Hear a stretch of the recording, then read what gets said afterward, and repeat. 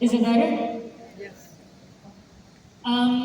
Before I begin telling you a little bit about my journey, earlier you mentioned that young people are in this fight because they're worried about their future. And I know it's the end of the day, and some members of the audience are their attention span has exceeded its threshold. So I have some questions for you guys. How many people in the room have experienced anxiety or depression they cannot pinpoint to why? And you can raise your hand. That's all? Random waves of sadness.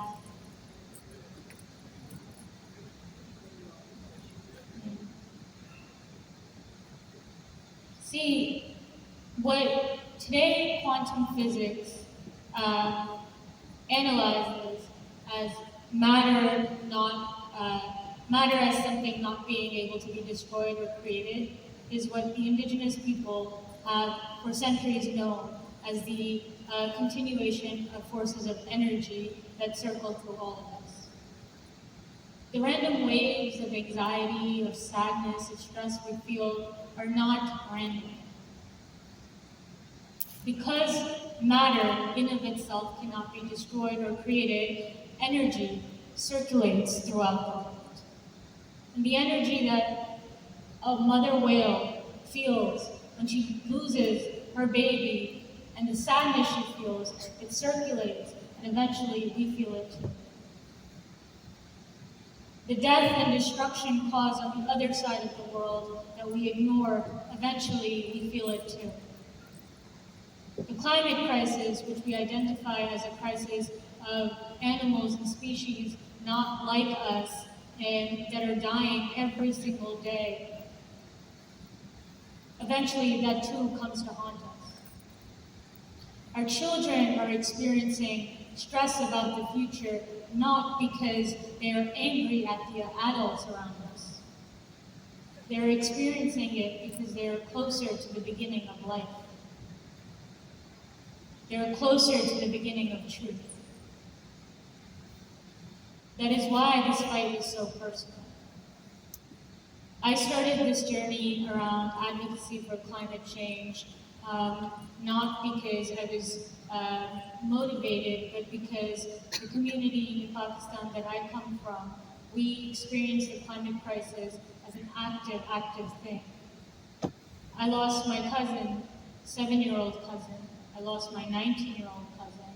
I lost both of my grandparents. My uncles are struggling with kidney disease, all because our water is polluted. Last year, there was a flood of mass proportion in Pakistan. It displaced 33 million people. Of those 33 million, 16 million were children. And it destroyed grave sites of native communities. We cannot practice our cultural rituals. We cannot practice our identity without being on our own lands. That is what is at risk. And in this entire journey, I've had the opportunity to engage with the United Nations. Today I serve as an advisor to the UN Secretary General, Antonio Guterres. And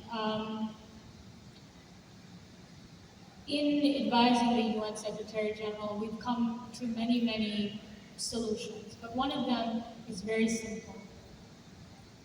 We need to tax the fossil fuel companies. We need to proportionally hold the people creating this crisis accountable. And just because you call a grant a green grant doesn't mean it's green.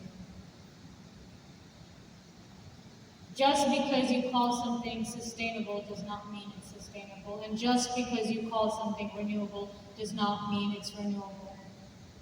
These marketing strategies, the young people around you see right through. We can't keep sugarcoating the climate crisis.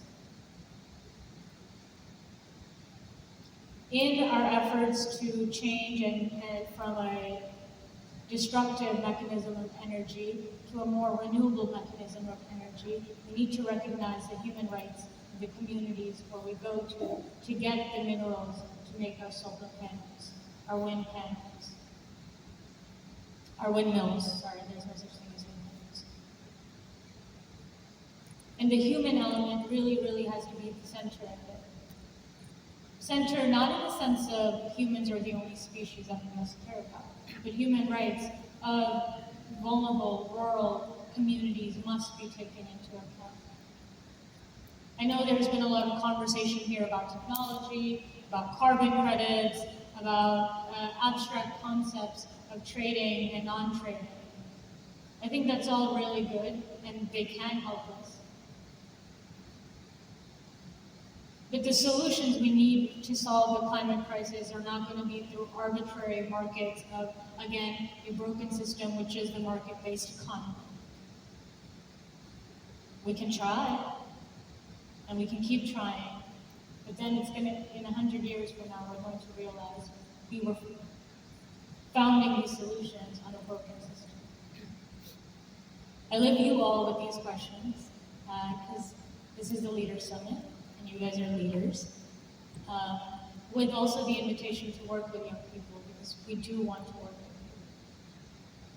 you. In my community and culture, the adults you trust the most, they're the ones who ask questions. They're the ones that you, in times of crises, you accuse even. Because you can trust them to give you the right answer, and you can trust them to work hard. The people that you cannot talk to are the people that you don't trust. So I'm talking to you guys with a hope that we can work together. Thank you.